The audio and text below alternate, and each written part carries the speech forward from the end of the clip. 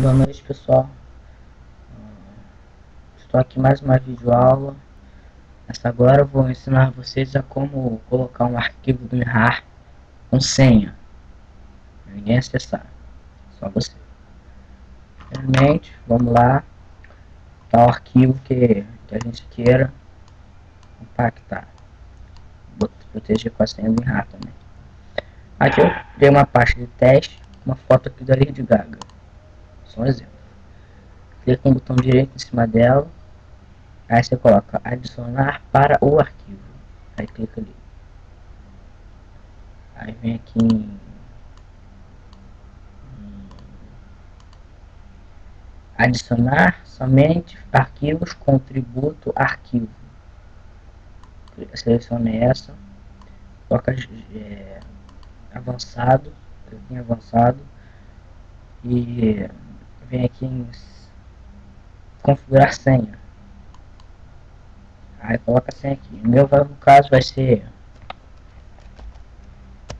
senha. Aqui, senha também. Ok. Aí clique em ok aqui. Criou aqui. Aí eu abro.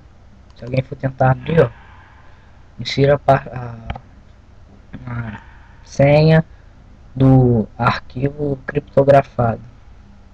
Aí ele não deixa. Não te coloca a senha. Senha. Abriu. Beleza? Bom, mais uma vez, espero ter ajudado em alguma coisa.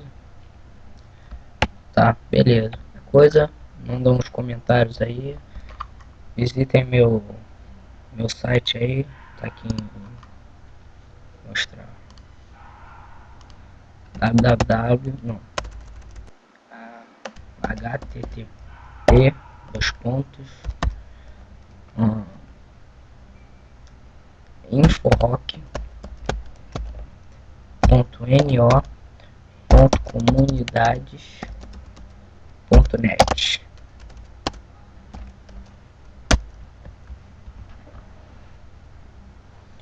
Entra aqui, ó, tá? Um monte de coisa legal aqui, tem papéis de parede, que assim, tem download de programas, tem download de jogos, tem as minhas videoaulas aí, que eu tô colocando no site também.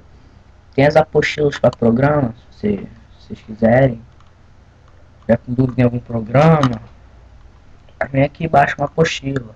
Aqui tem o DOS, tem PowerPoint, Excel. Só que o site está no começo ainda tem muito mais coisa. Entendeu? Então tá. Beleza.